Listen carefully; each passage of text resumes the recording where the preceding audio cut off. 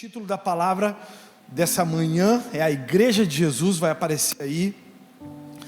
Não a igreja que você imagina, mas a Igreja de Jesus. Durante essa semana, Deus falou muito poderosamente comigo sobre dois personagens, e eu identifiquei como os personagens que são relevantes para nós enxergarmos uma igreja bíblica e cristocêntrica, uma igreja que aponta para Jesus.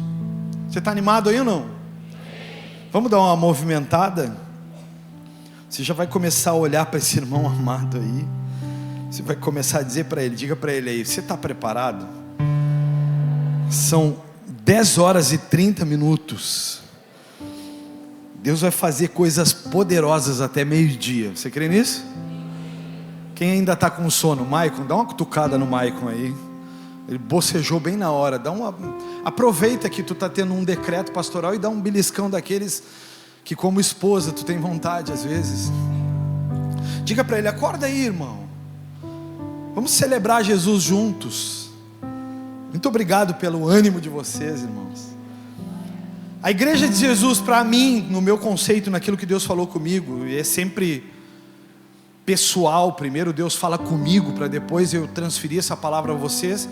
E se vocês entenderem que é Deus falando com você, você pode então dizer, assim como Deus falou com ele, é o que eu entendo também. Existem para mim dois perfis de igrejas que podemos ser: a igreja do imediatismo. Você pode dizer isso comigo? A igreja do imediatismo. Ou nós podemos ser a igreja resiliente.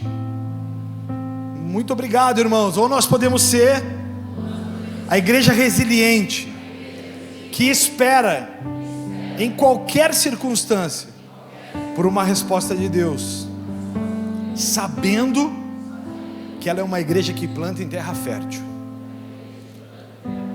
A Igreja de Jesus só tem um objetivo: fazer o bem, gerar vida onde havia morte.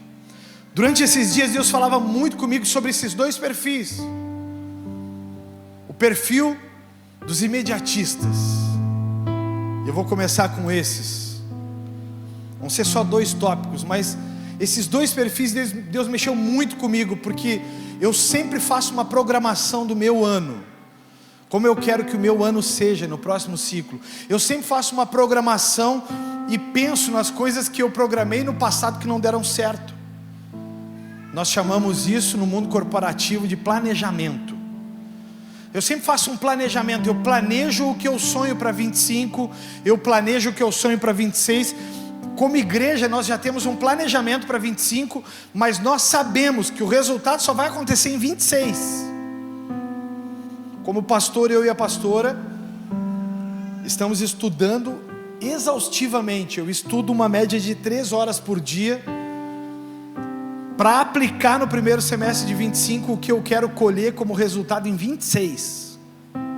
Então todo esse ano eu vou fazer um tempo de semeadura, para em 26 essa igreja explodir e nós darmos tchau para esse prédio aqui e irmos para um prédio infinitamente maior, ou a SMCD, e nos vender tudo isso aqui, para que a gente possa um dia ter esse local como nosso apenas. O meu sonho, aqui ao lado vai ter pistas, vai ter uma quadra de beach tênis, vai ter uma pista para os crossfiteiros, vai ter campo de futebol. Nós vamos poder bater boca sozinho aqui, isolado, para ninguém ver a nossa vergonha exposta.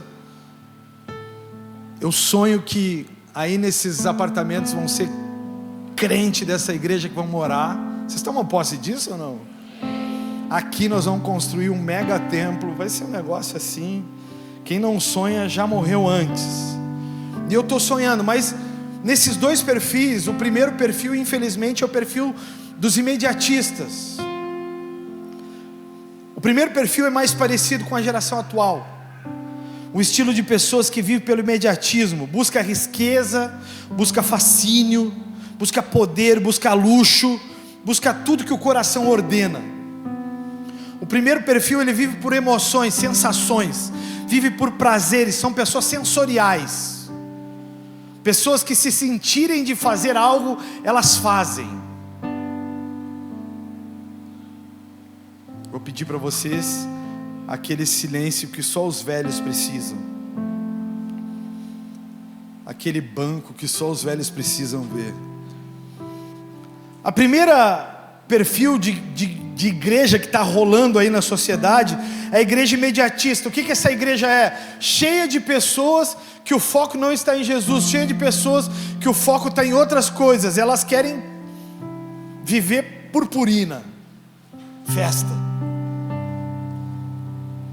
A igreja imediatista é uma igreja de pessoas que elas buscam primeiro os seus desejos. Agora eu não posso, pastor, servir na igreja porque eu estou dando um gás, eu vou buscar riqueza. Agora eu não posso servir, pastor. E aí acontece muito isso, aqui a gente tem muitas pessoas que servem em 2, 3 ministérios. O cara que é do ministério infantil serve na cantina, que também serve nos atalaias, que serve no Creative. O cara que é do louvor também é do Creative, ou também é da cantina, ou também é do ministério infantil lá do Kids. Porque a Bíblia diz que a seara é grande, Marcelo, os ceifeiros são poucos. A Bíblia diz o quê? A Bíblia diz que poucas pessoas vão gastar seu tempo ficando dentro da igreja, ao invés de estar buscando riqueza. Poucas pessoas vão preparar o ambiente. Hoje 8h30 da manhã, nós estávamos aqui, alguns às 8. É bom o culto de manhã e ter a noite, o dia todo livre, é bom ou não é? Quem está curtindo o culto da manhã, levanta a mão bem alto, quem está curtindo. Quem não está curtindo, levanta a mão. Quem gosta da noite, os noturnos. Os noturnos, tem alguns irmãos noturnos. Eu não sei se é igreja de manhã ainda, eu estou aprendendo, Renatinho. Eu ainda não sei, eu estou aprendendo. Mas a gente olha, e para estar aqui, para essa igreja estar cheia do jeito que está sempre, para essa igreja estar organizada, a gente tem que pagar um alto preço. Então não dá para, hoje eu senti no meu coração, eu vou ficar em casa. Não dá. Hein, Nath? Não dá. Às vezes eu olho para os pais aqui com os filhinhos novos. Hoje mesmo a gente estava cedinho aqui, a Lite chegou com as 3 ovelhinhas do rebanho dela. E aí ela pegava, rebanhava uma ovelha, a outra ovelha escapava. Tem uma ovelha das 3 que é mais lisa. Cadê a Lite, cara? A Lite desapareceu, não está lá ela. Uma das ovelhas mais lisas, e ela dizia: vem, Benjamin.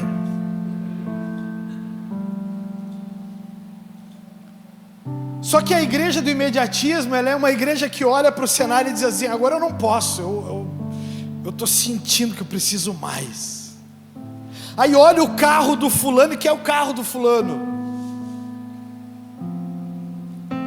Olha as conquistas do fulano e que é as conquistas do fulano. Deixa eu te dizer um negócio, a igreja, para a igreja imediatista, tem coisas que estão na casa do irmão que não cabe na tua casa.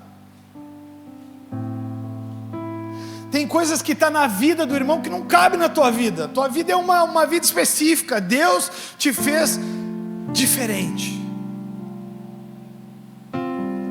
Todavia eu sou pastor de uma igreja e há muitos anos, e eu não suporto pessoas acomodadas. Uma das minhas grandes brigas com a igreja, principalmente com os obreiros, é com o obreiro que não lê. Quem não lê vive na ignorância. Eu não vou falar de quantos livros eu li no ano passado, porque eu não lembro, não fiz a contagem deles. Mas eu vou falar da minha filha. Minha filha leu 12 livros no ano passado. Será que é porque ela mora numa casa que ninguém lê? 12 livros, a gente foi fazer um estudo sobre o livro de Ruth. E ela me disse assim: eu li um livro esse ano já sobre Ruth. Eu sei muito mais do que está aí escrito nos capítulos da Bíblia. Eu já estudei mais a fundo. Gente, a igreja do futuro não pode ser uma igreja ignorante. No passado a gente vivia sobre um diagnóstico: os humilhados serão exaltados. E humilhação, e isso diz na Bíblia, humilhação era viver na pobreza, viver na escassez, ensinado durante toda uma vida errado. O humilhado é aquele que se deixa vencer em uma batalha de egos, para que outro saia vencedor, e ele dando um lado da face, Ele oferece à pessoa a vitória em uma discussão. A igreja dos imediatistas, ela é uma igreja sensorial, ela sente que é viver. Ela não está mais tendo prazer, não é mais legal viver aqui. Ela troca de igreja, amanhã ela visita outra.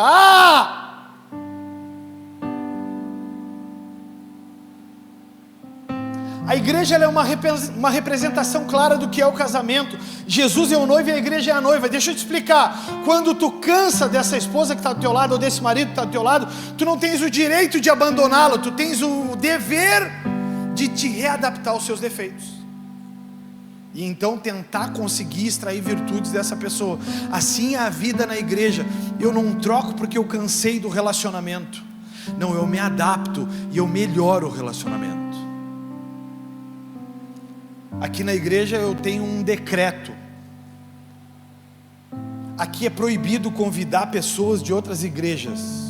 Se você não sabia desse decreto, deixa eu te dizer, é proibido aqui convidar pessoas que são membros de outras igrejas, porque nós não somos pescadores de aquários, nós queremos ganhar almas para Jesus. Quem já está ganho para Jesus já tem o DNA, amém.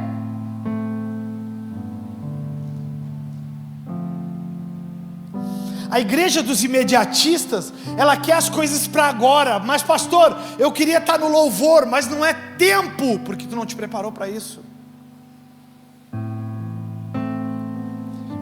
Quem já é formado aqui num curso de música? Levanta a mão.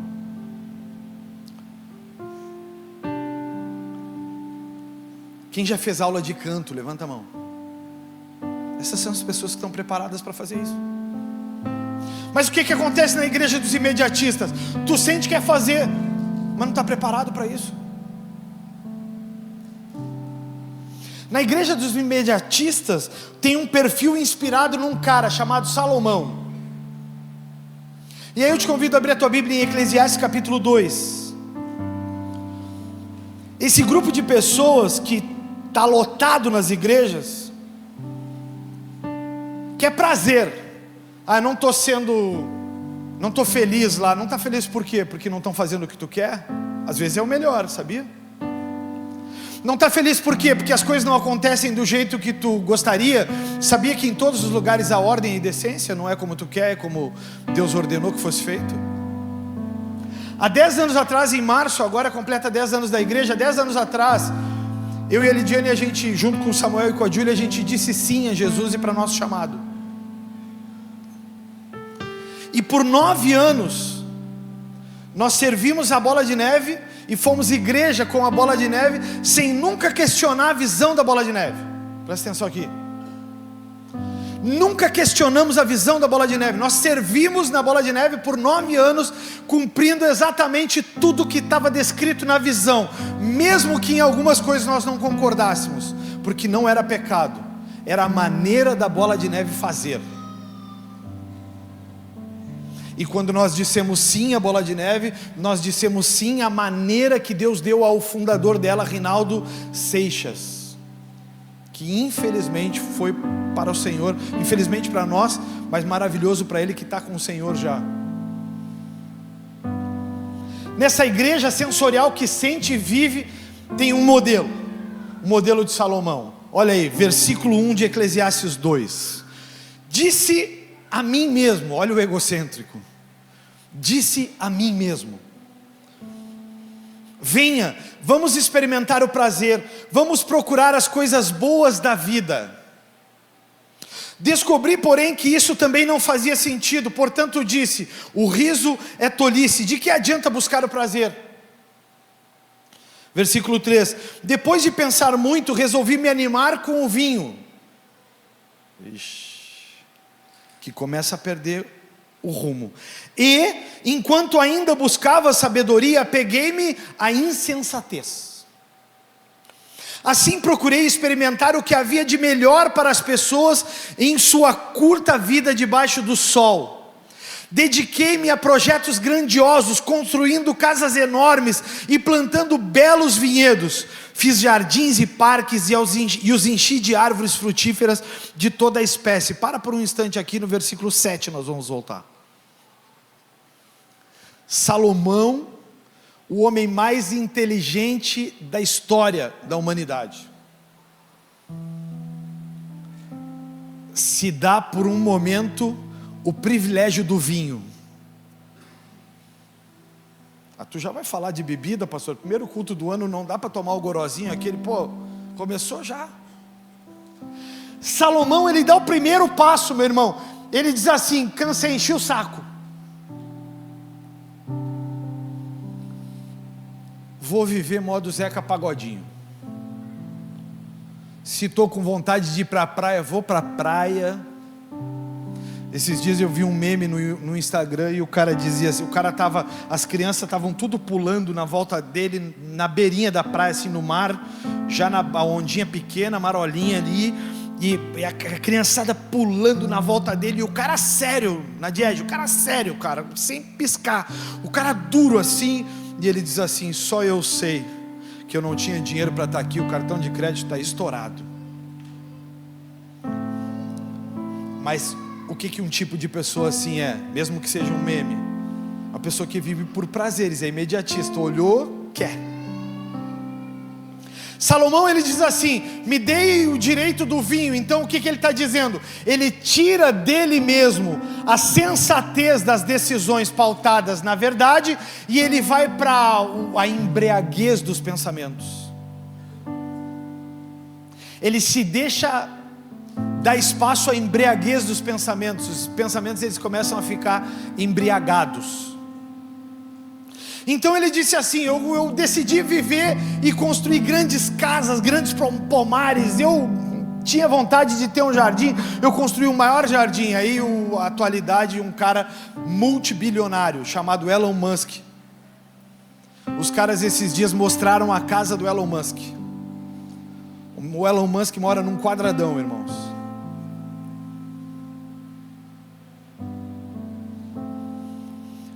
O Elon Musk entendeu um negócio: a riqueza não está no luxo dos 10 quartos, a riqueza está em entrar em um quarto e ter paz para dormir nele com alguém que tu ama.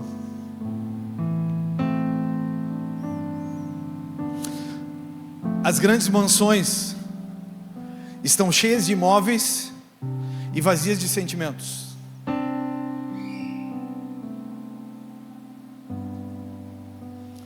A igreja de Jesus não cabe esse tipo de coisa. A igreja de Jesus cabe em um lugar onde as pessoas vivem de forma harmoniosa, elas se amam, elas celebram estar juntos. Então elas não têm interesse em estar em uma sala de 100 metros quadrados, com um sofá de 5 metros, para que cada um tenha espaço. Elas querem viver juntas. Eu sou casado com uma pessoa que foi formatada para viver em 1 metro quadrado. Às vezes eu olho para ela na cama e eu digo para ela, eu vivo na minha casa, irmãos, eu vivo como um prisioneiro. Eu vivo na minha cama, eu vivo nesse espaço territorial. O meu direito é esse espaço territorial. Então eu deito na minha cama e eu digo para ela: amor, dá uma olhada no teu espaço e agora dá uma olhadinha no meu. E ela disse: tu não quer ficar juntinho, Fabiano? Quando ela está me chamando de Fabiano é porque ela está me odiando.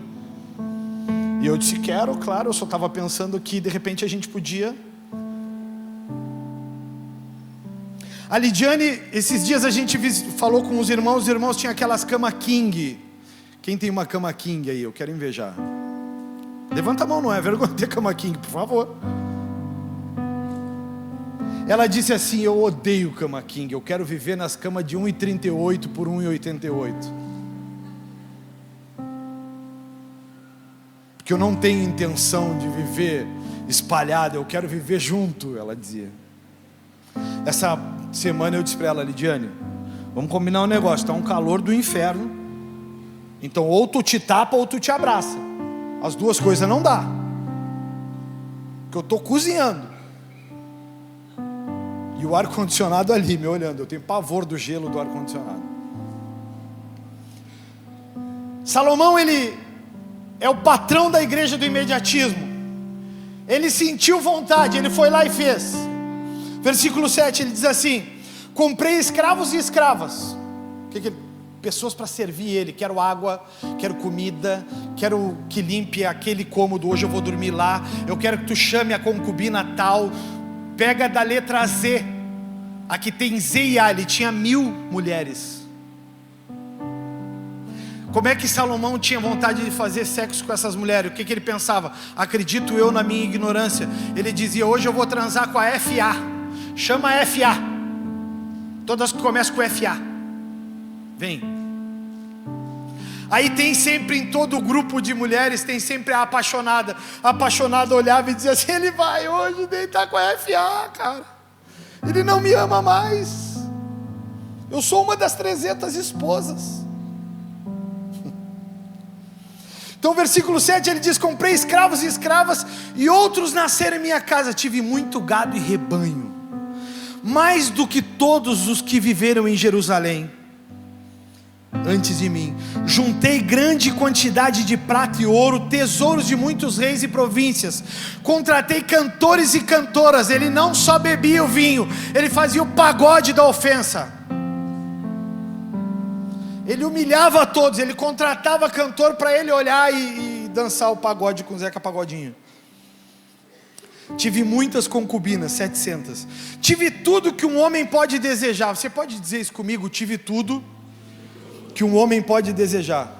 Pergunta generosamente para o irmão que está do teu lado e pede para que ele te responda. Me responda, por favor. Diz assim para ele: tu pode ter tudo que tu deseja? Olha o cara do Clau pensando lá em 2050. Chegou à conclusão que pode ou não pode, Clau? Nem sabe. Tu pode ter tudo que tu deseja, Lucas? Salomão decidiu que sim. Ele é da igreja imediatista, ele é sensorial. Então ele disse assim: tornei-me mais importante que todos os que viveram em Jerusalém antes de mim, e nunca me faltou sabedoria. Eu discordo dele. Tudo que desejei, busquei e consegui. Não me neguei prazer algum. Você pode repetir isso comigo? Não me neguei prazer algum. Isso é sabedoria ou ignorância? É sabedoria ou ignorância? Mas segundo o conceito dele, segundo o ponto de vista dele, a gente concorda, porque dentro da ignorância dele só cabe isso. Não me neguei prazer algum. Tinha vontade de ter outra mulher, chamava a FA lá e tinha vontade de beber, bebia. Tinha vontade de mandar ela construir uma casa para morar nela por 10 dias, construía. Eu tinha todo o dinheiro possível.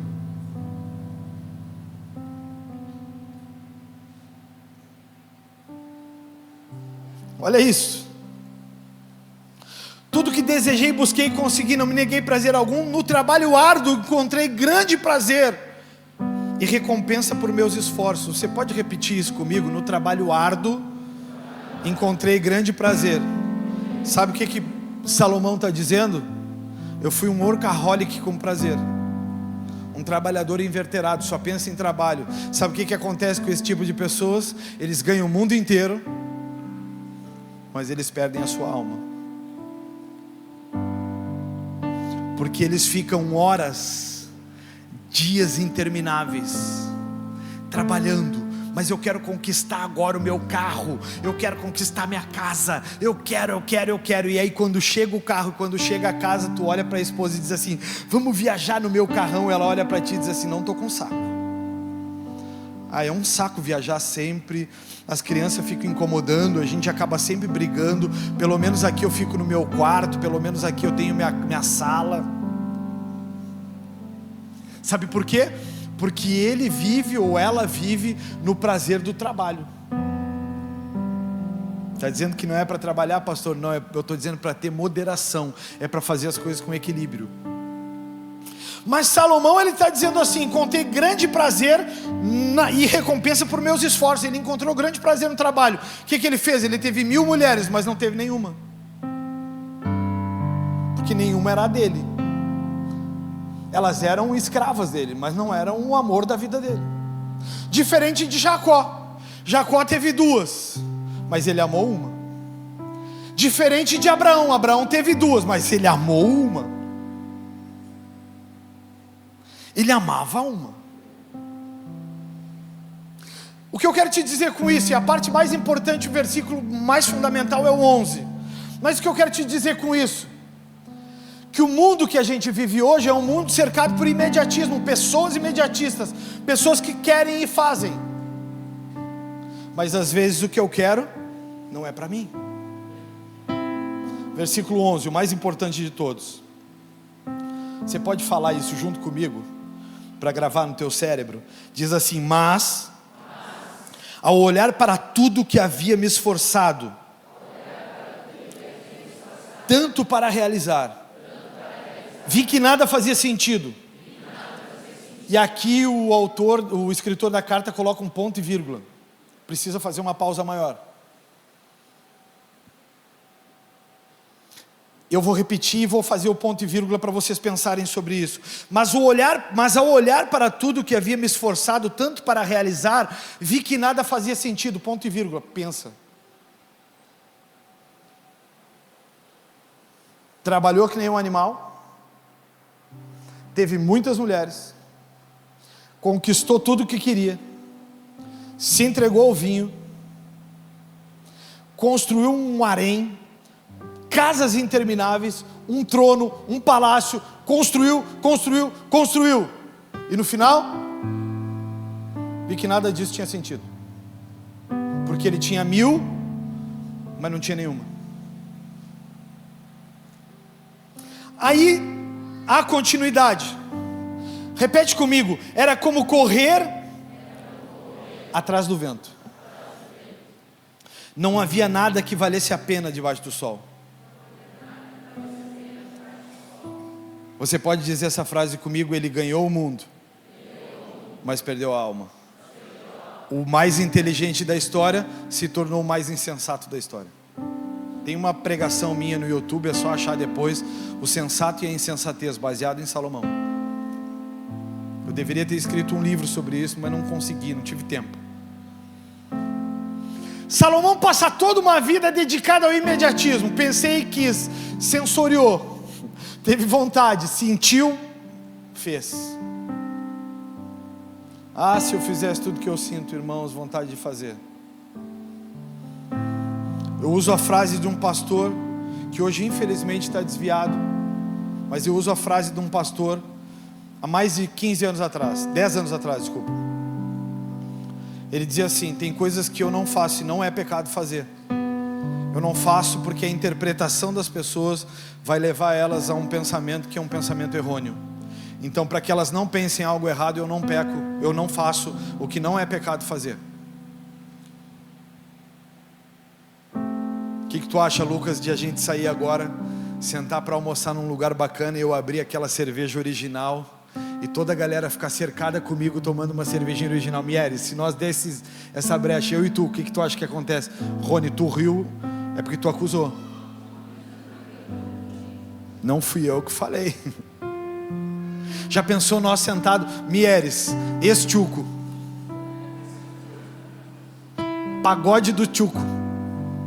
Irmãos, tem tanta gente aqui que se eu der o CPF,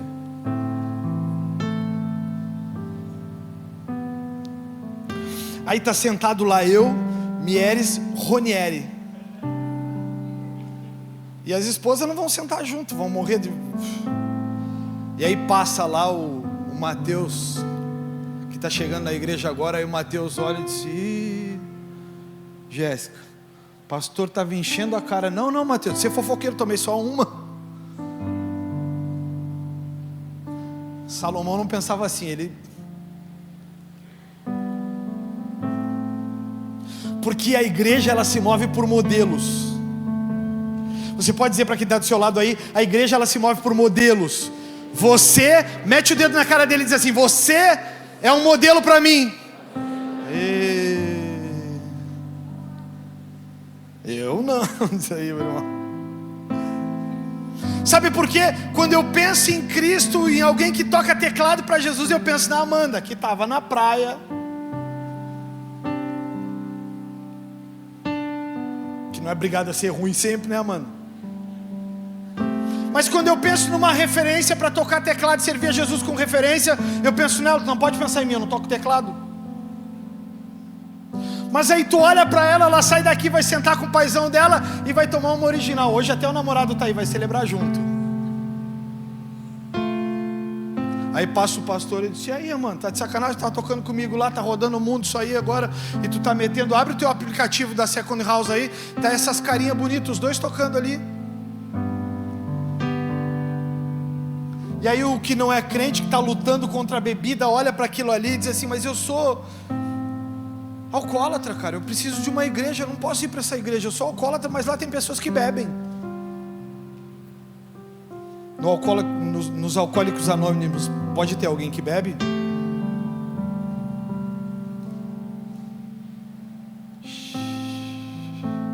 Mas a igreja de Salomão pode, ela é sensorial. Aí os filhos olham para ti e tu diz assim para ele: filho, vai orar. Aí ele olha para ti e diz assim: pai, vai tu. Aí tu diz: tu me respeita, guri. Não, pai, mas não estou faltando com respeito. É que tu estava bebendo ontem e eu não te vejo orar faz horas. Mas é que eu oro deitado com os olhos fechados. Tá bom, pai, eu não sabia, mas tu estava bebendo, não faz sentido. Mas eu orei com os olhos fechados. E eu orei por ti, ingrato. Essa é a igreja de Salomão. Essa é a igreja de Salomão. Mas existe uma outra igreja, fica calmo. Salomão, ele tinha tudo, era o homem mais rico que existia, desfrutou de tudo que tinha, provou de todos os prazeres que o homem tem à sua frente, bebida, mulher, riqueza, tudo. E ao mesmo tempo, ele disse que tudo isso é correr atrás do vento. Cid ontem está de aniversário, né, Cid? Um dos sorrisos mais bonitos que nós temos na Second House. Outro aniversário de 2 anos atrás, estava onde?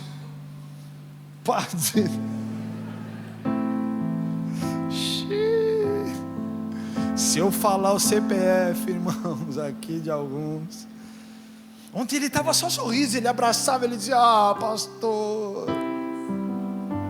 2 anos atrás ele estava no apartamento dele sofrendo por causa do consumo de droga, viciadaço. Morava no meio do lixo. Eu fui na casa dele com o seco, fui sentar no sofá dele, eu não sabia se tocava. Eu nunca falei isso, sim. Revelando as coisas agora. Irmãos, ele vivia no meio do caos. Mas aquela era a vida dele. Agora, se eu te convidar para nós sair tomar uma cervejinha, vai, Cid? Não, né? Já pisou no buraco, sabe como é que é andar fedendo? Sabe por que a igreja de Jesus ela é uma igreja diferente? Porque a igreja de Jesus ela sabe as suas limitações. A igreja de Jesus ela sabe até onde pode ir. A igreja de Jesus ela não é só sensorial, ela é exata, ela sabe o que tem que fazer. Por quê? Porque ela é uma igreja que lê a Bíblia. Ah, mas eu sou da igreja e não lê a Bíblia. Então não é da igreja de Jesus, tu é da igreja de Salomão. Quando dá vontade de ler, aí tu vai lá na Bíblia e pega: uau, vou ler hoje uma palavra. Aí tu abre ali a Bíblia e diz: Jesus chorou. Pô, até Jesus, cara. Quem era crente das promessinhas? Todo dia abria uma promessinha. Quem era? Levanta a mão com verdade no coração aí. Todo dia uma promessinha. São mais de 8.000 na Bíblia. Só que nem todas são para ti. Aí tu estava pegando a promessa para Abraão, a promessa para Jacó, a promessa... Eu tomo posse, pai, em nome de Jesus. Não, mas essa é de Jacó. Vai para a terra que eu te mostrarei, mas tu vai dar com os burros na água. Essa é a palavra para Abraão. E eu farei de ti uma grande nação de quem não se dedica a nada. Não nasce uma grande nação de quem não é dedicado. Mas agora nós vamos para outra igreja, a igreja resiliente. A igreja resiliente, ela também é baseada em um perfil. O perfil número 2 é o perfil de pessoas que sabe tudo que se vive aqui é consequência de atos e plantações. Vamos dizer isso juntos? Tudo que se vive aqui é consequência de atos e plantações. O que aqui plantar irá colher. Se plantar maldade, colherá maldade. Se plantar bondade, colhe bondade. Esse perfil se preocupa com plantações. pois sabe que irá colher. O perfil número 2 é um perfil de pessoas resilientes. Está difícil, mas elas permanecem. As coisas não estão acontecendo como eu imaginava, mas elas permanecem. As coisas ainda não estão vivendo no cenário dos filmes, mas a gente permanece. O resultado pode até não ter aparecido ainda, mas esse grupo de pessoas sabe o que tem feito e sabe que em um tempo oportuno a vitória ou o resultado virá. Esse grupo de pessoas resilientes são fortes, focados, não vivem de lamentos, mas reconstroem a casa a cada vento que mostra na casa instabilidade. Ao invés de viver por fascínio, vive com foco e luta com Ele. Uau! Eu quero viver essa igreja, eu quero ser esse grupo de pessoas. Esse tipo de pessoas, ele não se distrai com a riqueza, o luxo, a grandeza. Esse tipo de pessoa sabe que se não plantar no Senhor uma boa semente, colhe só nesse mundo, não colhe na eternidade. Quando eu chegar na eternidade, meu galardão, meu troféu vai estar me esperando. Eu vou olhar para o apóstolo Paulo e vou dizer: o teu está maiorzinho que o meu, mas o meu não está ruim, hein? Dá uma olhadinha aí, o tempo que eu vivi. O tempo que eu vivi era duro, hein? Eu vou olhar para Adão e vou dizer para Adão: eu tenho esperança que Adão vai estar lá. Eu vou olhar para Adão e vou dizer: Adão, hein, velho? Pô, tua coroa não tem nada, olha a minha. Tu me ferrou, hein? O grupo número 2 de pessoas, ele não é um grupo que vive de expectativas, ele é um grupo que sabe o que está fazendo, que sabe por que está vivendo. Esses dias eu estava conversando com um irmão que está aqui entre nós. Ele me disse: pastor, eu passei 12 anos cheirando cocaína. 12 anos cheirando cocaína. Agora de manhã ele levanta, ele faz o devocional todos os dias, ele busca no Senhor uma palavra. Ele está com a mãe lá fazendo devocional junto, porque ele sabe o buraco de onde saiu.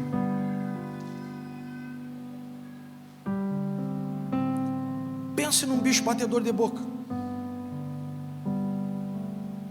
Se eu falar que ele estava jogando ontem, vocês sabem quem é ou não? Os que jogaram ontem, sabem? Nós chamávamos ele ontem de vó renegada. Digo o nome, será ou não? Não? É para preservar? É Leandro o nome dele. A avó renegada nós chamava ele ontem. A senhora acredita nisso?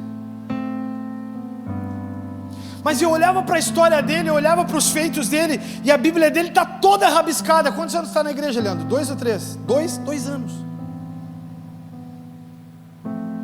2 anos de uma nova história. Há 2 anos atrás, estava viciado em cocaína. Gente, a igreja dos resilientes, ela é uma igreja que sabe que não pode voltar para os lugares de onde saiu. A igreja dos resilientes, ela é uma igreja que sabe o lugar que tem que estar. Mas pastor, eu não consigo todos os dias. Eu também não. Eu tenho que todos os dias me lembrar de onde eu saí. Eu tenho que todos os dias me lembrar. Essa semana passou e ainda disse para a pastora: a sensação que eu tenho é que eu vou lutar sempre pela mesma coisa. A sensação que eu tenho é que toda vez vai bater na minha porta a mesma marca do passado. Só que eu olho para essa maldita marca e eu digo para essa maldita marca: eu não vou voltar lá atrás. Ontem um irmão me mandou uma mensagem, deu uma pisada na bola na virada do ano, e a maldita da mensagem que eu devolvi para ele não chegou, mas eu vou dizer publicamente agora, sem dizer o nome dele. A mensagem que eu disse para ele é: cara, para de ir no Egito para buscar coisas que tinham lá. O Egito é o lugar onde estava o povo que ficou escravo, que saiu com Moisés para a terra prometida. Para de ir no Egito, buscar lá atrás coisas que tu tinha. No Egito, as coisas que estavam no Egito não são para o novo tempo. As coisas do novo tempo não cabem no Egito.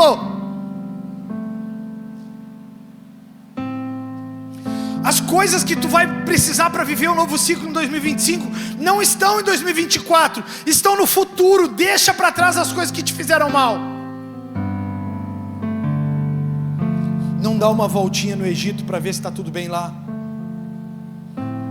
porque em todo lugar que tu teve felicidade também. Porque uma das formas que o diabo tem de nos enganar é fazendo e trazendo felicidade que é temporária e destrutiva. Tu vai e tu enche a cara, tu vai e tu dança, tu celebra, tu faz o que ninguém fez, tu ri uma noite inteira, no outro dia tu lembra que o Egito é destrutivo.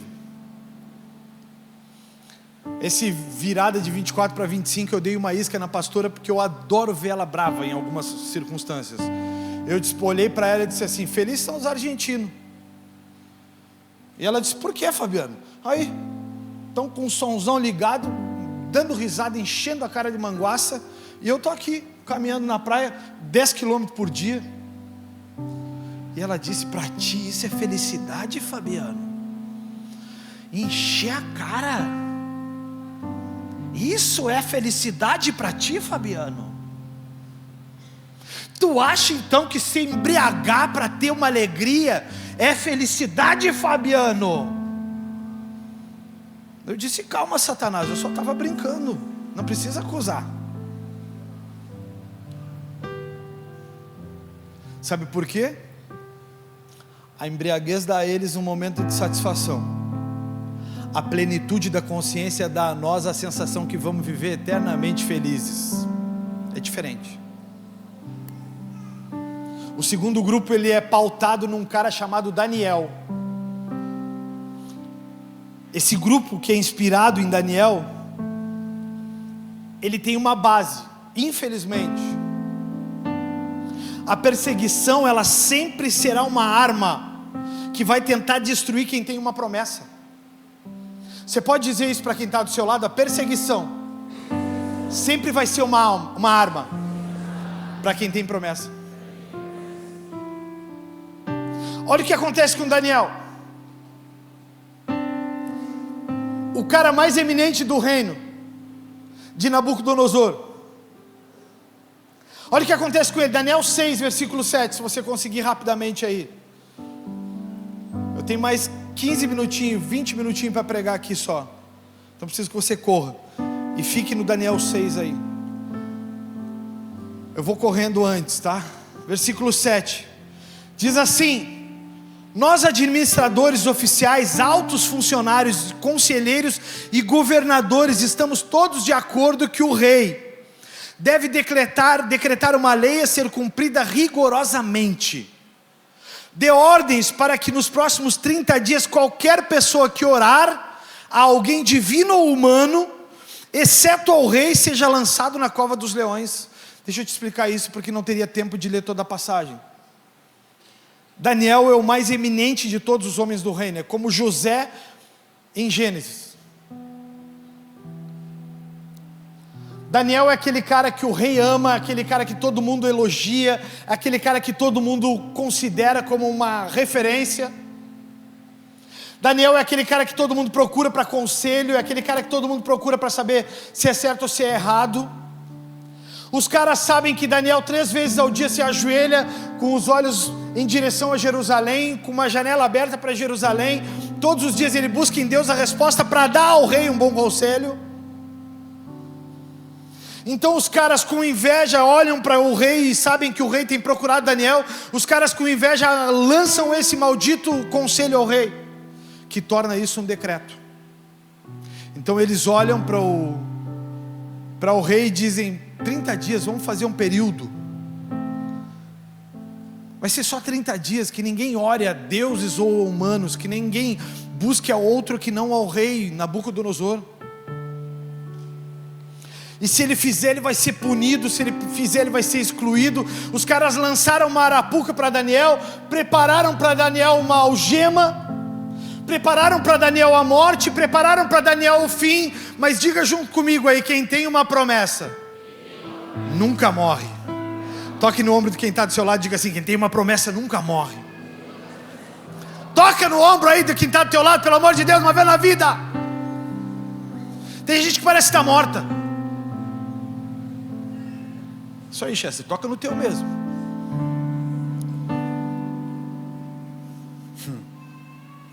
A gente brinca, mas os caras tentaram paralisar Daniel. Sabe por quê? Porque os imediatistas consomem prazer. Daniel consumia eternidade. Os imediatistas consumiam o que era prazer momentâneo. Daniel olhava para o futuro. Ele sabia que servindo ao rei agora, que sendo fiel a Deus, ele nunca morreria, ele viveria eternamente. Então os caras, como Daniel, são caras resilientes, caras que não vivem por imediatismo. Eles sabem que no tempo oportuno a vitória vem. Eles sabem que no tempo oportuno a vitória vem. Esse grupo de pessoas sabe que são, quem são e o que estão fazendo. Esse grupo de pessoas, eles não se movem por nada que é imediato. Surgiu uma grande oportunidade de emprego, não tem uma resposta agora, preciso orar. Surgiu uma oportunidade de ir embora, não tem uma resposta agora, preciso orar. Surgiu uma grande oportunidade de fazer não sei o que, não tem uma resposta agora, preciso orar. 3 vezes por dia, por 30 dias vou estender os meus olhos para Jerusalém, vou me ajoelhar e vou orar. Esse grupo de pessoas não é o grupo de pessoas que vai andar sorrindo o tempo inteiro, estilo Zeca Pagodinho, e deixa a vida me levar.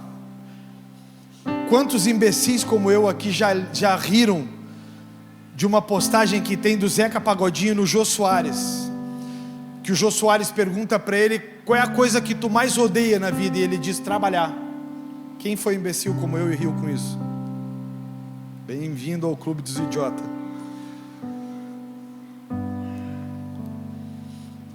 O outro filho de Satanás, que eu não vou dizer o nome do entrevistador, porque a Globo é como um polvo, ela tem tentáculos, mas o ser humano é da Globo, apresentou Big Brother, tá aí, vocês vão descobrir quem é.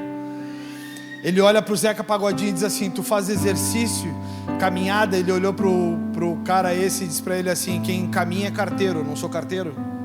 Quem foi imbecil e riu disso também? Eu fiz a pastora em 10 dias caminhar 100 quilômetros.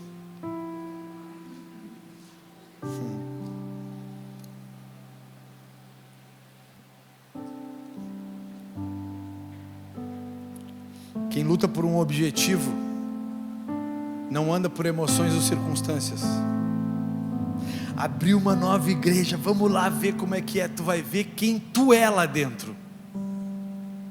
Porque igrejas são tudo igual. O que é diferente são as pessoas. Tudo que a igreja vai usar o mesmo manual. Alguns vão usar para o egocentrismo deles, mas vai ser pregado essa Bíblia voltada para o seu egocentrismo, falando de si mesmo. Mas quem tu vai enxergar lá mesmo, lá dentro dessa igreja, tu mesmo. Tu vai achar defeitos nas coisas. Por quê? Porque os defeitos estão em ti. Tu vai achar que as pessoas são isso, aquilo, aquilo outro. Por quê? Porque tu é assim. Tu vai achar que as pessoas são egoístas, que elas só pensam nelas, elas passam por ti, não te olham, porque tu é assim. Esse grupo, que é o grupo de Daniel, eles são focados. Tu não vai encontrar eles sorrindo o tempo inteiro, porque eles têm um objetivo e sabem que tem um preço a pagar nesse momento, nesse tempo, para viver eternamente aquilo que Deus tem programado. Tu me viu aqui, quem é da igreja aqui há mais tempo, me viu aqui centenas de vezes chorando, luto, dor, morte, sofrimento, luto. Ao mesmo tempo que estava fazendo piada, fazendo graça, bobeando, falando bobagem. Porque eu sei o objetivo e o foco que eu tenho. Eu sei onde eu quero chegar, eu sei como fazer para chegar lá. Qual que é o grande problema? Eu mesmo, os meus defeitos. Quem que atrapalha o projeto de Deus na minha vida? Eu mesmo. Não tem, a Lidiane não me atrapalha em nada. A Júlia, minha filha, não me atrapalha em nada. Só eu consigo me atrapalhar. O grupo de Daniel, ele é um grupo diferente. Versículo 10, vai comigo. Os resilientes e focados como Daniel, os caras dão um decreto para ele, ele vai ser preso, vai ser lançado numa cova de leões. O que Daniel faz? Ah, mas se tu for para lá, tu vai ir para a cova dos leões. Se tu orar a um Deus ou a um humano, tu vai para a cova dos leões. Olha o que Daniel faz, versículo 10 do capítulo 6. Diz assim: quando Daniel soube que a lei tinha sido assinada, foi para casa e, como de costume, ajoelhou-se no quarto, no andar de cima, e com as janelas abertas em direção a Jerusalém, orava 3 vezes por dia e dava graças a Deus. Para aí, tem coisa errada. O fulano não está orando mais 3 vezes ao dia, porque tem um decreto, o rei mandou, não seja idiota. Deus não quer que tu vá para a cova dos leões. É o que essa igreja dos dias atuais diria ou não é? É ou não é, gente? Não, Deus não está nisso, pode parar. Não ora agora, esconde. Vai orar no banheiro, te ajoelha lá dentro do banheiro. Só para o rei não te matar, só para o rei não te lançar na cova dos leões. Deus não quer que tu morra. A igreja imediatista, a igreja de Salomão, se esconde e faz o que o inimigo mandou. Tem um louvor que diz: e o inimigo lança laços de embaraços para te envergonhar, mas não vai. Então ele manda Daniel não fazer, os outros todos não fazem, mas Daniel para e diz assim: o que eu vou fazer agora? O que eu vou fazer agora? Vou para casa, como de costume, orar 3 vezes ao dia. Versículo 11: os oficiais foram juntos à casa de Daniel e o encontraram orando e pedindo ajuda a Deus. Então foram diretamente ao rei e lembraram da lei. O rei não assinou um decreto ordenando que qualquer um que orasse a alguém, divino ou humano, exceto ao rei, fosse lançado na cova dos leões? Sim, é a resposta. Entre vírgula e entre aspas, o sim. Pausa e atenção, entre vírgulas e entre aspas. Pausa e atenção, sim. Respondeu o rei: essa decisão está em vigor, é uma lei oficial dos medos e dos persas, que não pode ser revogada. Então disseram ao rei: aquele homem Daniel, um dos exilados de Judá, não dá importância ao rei nem à sua lei, continua a orar a Deus, ao Deus dele 3 vezes ao dia. Quando o rei ouviu isso, ficou muito angustiado, não revoltado. Ele sabia quem era Daniel. Deus sabe quem tu é. As pessoas podem questionar quem tu é, mas Deus sabe quem tu é. Então o rei fica angustiado e procurou uma forma de salvar Daniel. Mas para aí, não foi ele que deu o decreto. O rei passou o resto do dia pensando no modo de livrá-lo dessa situação, porque Deus sabe quem tu é, e Deus dá ordem aos seus para fazer isso. Mas o rei, muito orgulhoso, porque só quem pode revogar uma ordem e uma lei é ele mesmo, o rei então manda que se cumpra. À noite os homens foram junto ao rei, versículo 15, e o Senhor sabe que, conforme a lei dos medos e persas, nenhum decreto que o rei assina pode ser revogado, a não ser por ele mesmo. Por fim o rei deu ordens para que Daniel fosse preso e lançado na cova dos leões. O rei lhe disse que o seu Deus, a quem você serve fielmente, você pode repetir isso comigo? A quem você serve fielmente, o livre. Quem que livra a geração de Daniel? É os homens ou é Deus? E a geração de Salomão? É os seus próprios atos. Salomão tem um dos trechos de Eclesiastes que ele diz: vaidade, tudo é vaidade. Conquistas é vaidade, desejos exacerbados é vaidade.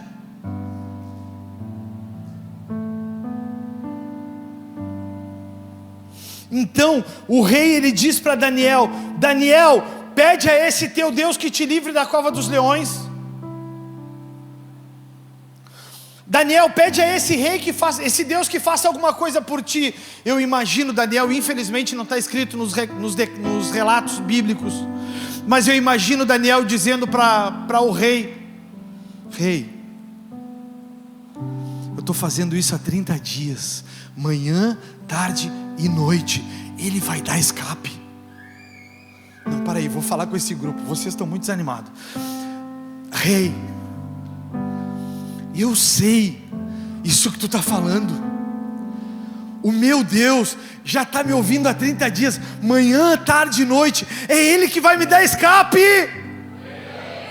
Gostei dessa gente aqui, nem vou mais aí. Eles sabem quem são, eles sabem quem é. Não interessa se vai para a cova dos leões, não interessa o que vai acontecer na cova, não interessa como o inimigo vai agir, não interessa o nível de dureza que o inimigo vai agir, não interessa as palavras que vão lançar contra ti. Quem estava aqui domingo passado viu a palavra profética que a pastora me entregou. Eu não estava preparado para ouvir nada daquilo. Eu estava só cumprindo a minha missão, eu estava fazendo o que Deus havia me pedido. De repente ela me dá uma palavra daquela, que Deus tem se alegrado com quem eu sou, que todas as vergonhas, todas as mentiras que lançaram a meu respeito, todas as falas desproporcionais que lançaram a meu respeito, Deus sabe que não são verdadeiras. Acabei o ano por cima, irmãos. É tipo assim, estão falando isso, mas para aí, Deus sabe quem tu é. Tinha uma música que eu não vou cantar, deixa que falem, que façam, que pensem, que...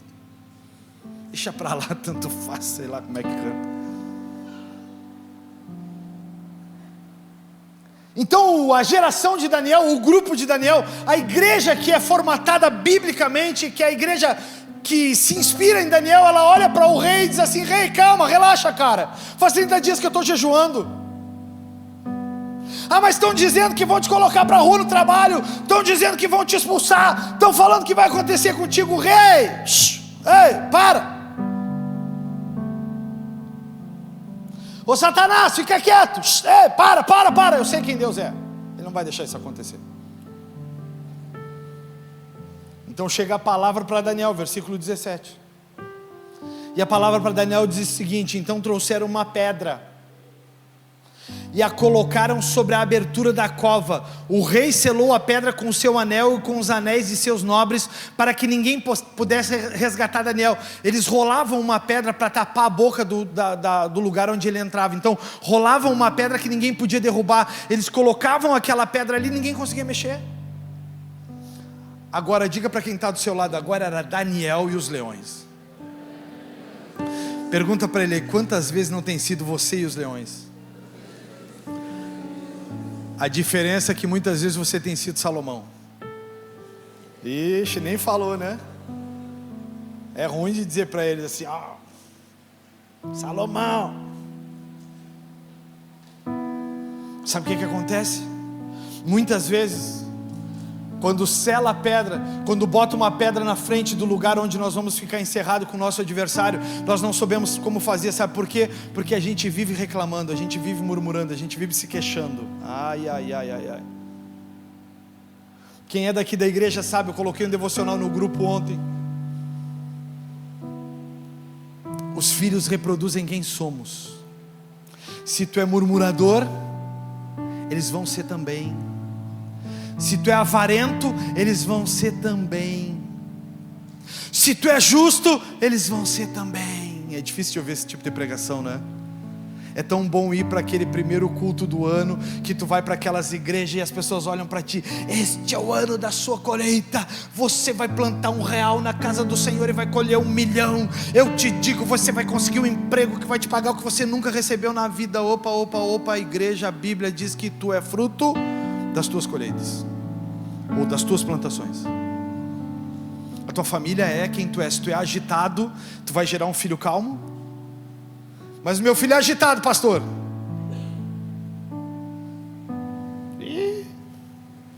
Pastor, meu filho é mentiroso. Será que a mentira do teu filho é por causa da Amanda? Não porque a Amanda não é mentirosa, o namorado dela me olhou atravessado lá. É isso aí, defendeu a varoa. Pastor, meu filho é resmungão. E eu não estou falando do Leandrinho, não tem nada a ver com. Ele só está vivendo uma fase ruim, desportiva. É só isso. Tenta, não dá certo nunca. Mas vai passar. Nós vamos trocar os parceiros dele. Pastor, meu filho está indo mal na escola, pastor. Será que tu era estudioso?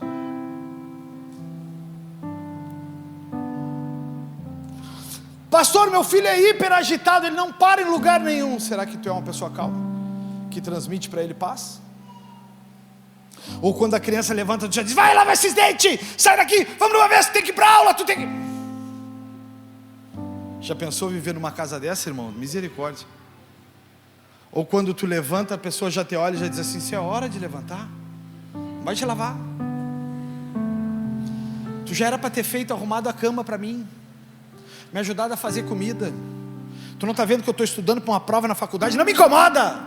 Aí o filho olha para ti e diz: misericórdia, viver numa casa dessa.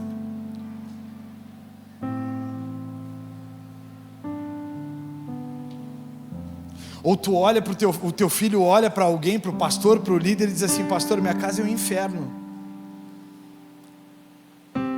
Meu pai e minha mãe não se acertam nunca.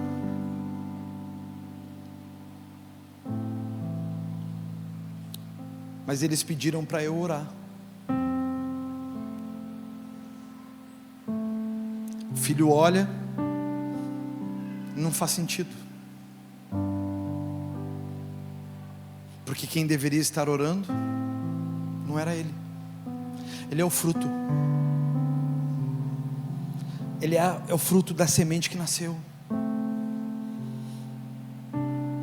Então, Daniel, de forma brilhante, o rei, versículo 18, voltou para o seu palácio e passou a noite em jejum.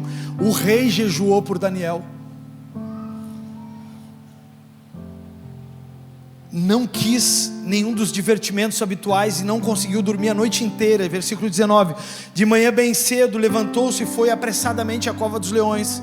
Quando chegou lá, gritou angustiado: Daniel, servo do Deus vivo, o Deus a quem você serve tão fielmente pôde livrá-lo dos leões? E aí a resposta mais magnífica da história. Daniel respondeu: que o rei viva para sempre. Daniel não estava condenando o rei. Daniel não estava jogando a culpa no rei. Era um processo que era necessário que cumprisse, para que todos vissem em Israel quem era o Deus de Daniel. Então Daniel fala: meu Deus enviou o seu anjo para fechar a boca dos leões. Que anjo era esse aí? Quando é um anjo só, o seu anjo quem é? Eu já ensinei isso aqui. Quem é o seu anjo? Jesus.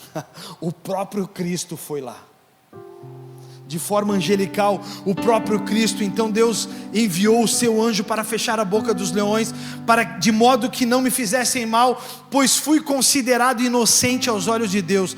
Também não fiz coisa alguma contra o Senhor, ó rei. O rei ficou muito alegre e ordenou que tirassem Daniel da cova. Não havia sequer, você pode repetir isso comigo? Não havia sequer um arranhão nele, pois havia confiado em seu Deus. Você pode aplaudir a Jesus por isso?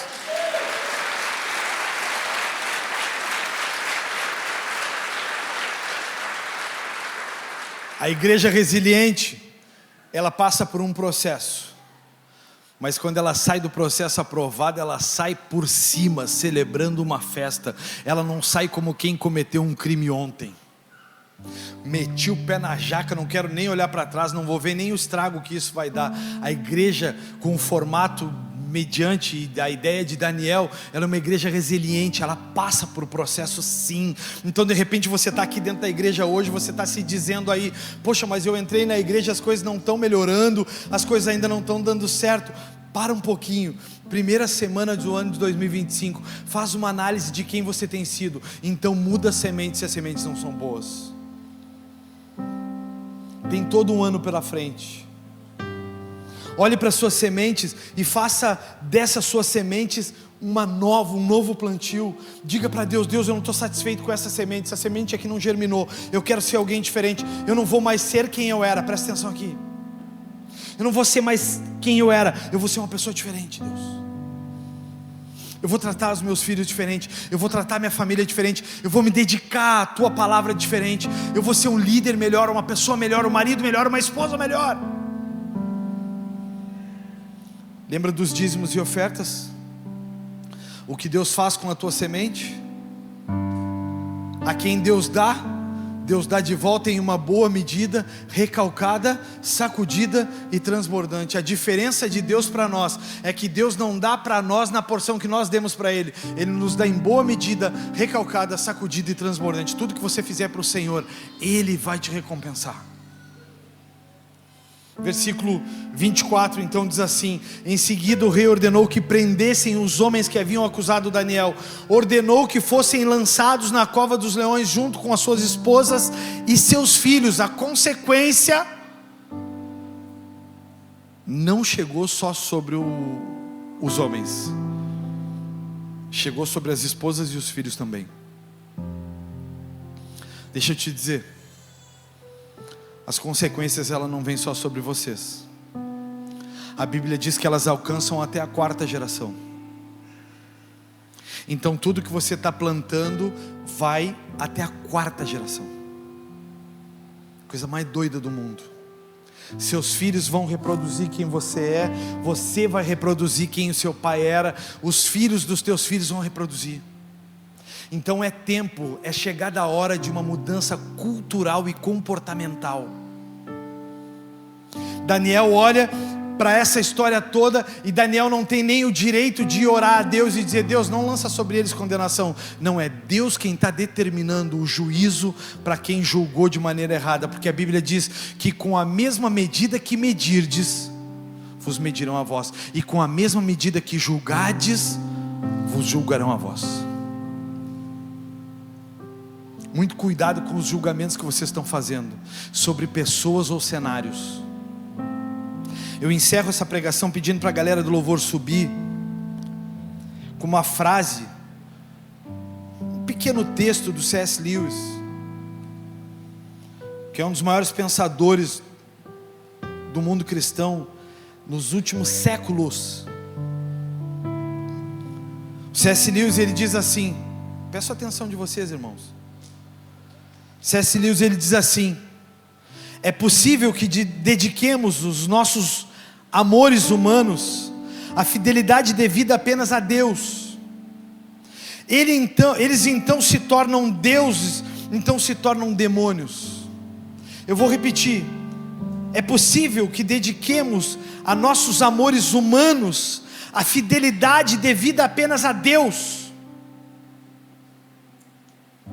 É possível que você dedique aos seus prazeres, é possível que você dedique aos seus desejos, às suas vontades, é possível que você dedique às pessoas aquilo que você só poderia, a fidelidade de entrega que você poderia fazer somente a Deus. Então eles se tornam deuses e então se tornam demônios na sua vida. E o C.S. Lewis conclui: irão assim destruir-nos e também destruir a si mesmos. Quando você dedica a coisas o que você poderia ter dedicado só a Deus. Não adorarão a outros deuses, diz a Bíblia. Deuses trabalho, deuses amores, deuses negócios, deuses projetos, não dedicarão e não adorarão a outros a não ser a Deus. Então eu encerro dizendo que a igreja de Jesus não é emocional. A igreja de Jesus, ela é firme e se move por propósitos. Então eu quero te pedir para colocar a mão no ombro dessa pessoa que está do seu lado e dizer para ela: sejamos a igreja de Jesus. Você pode dizer mais uma vez: eu quero ser com você a igreja de Jesus. Eu me comprometo em 2025 a ser com você a igreja de Jesus.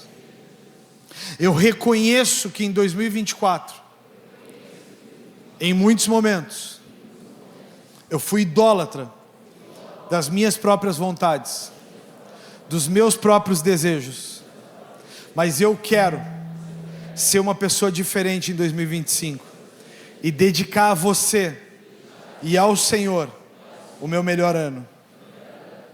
Diga comigo agora: Senhor, eu declaro que eu renuncio e rejeito todos os deuses, ídolos que eu levantei na minha vida em 2024, e eu declaro que para 2025 não há outro Deus além de Ti, não há outro Senhor além de Ti. Eu não vou ser a igreja do imediatismo, eu vou ser a igreja de Daniel, a igreja resiliente, uma igreja forte, uma igreja que planta boa semente, que sabe a colheita que vai ter. Se você concorda com isso, diga amém e aplauda Jesus.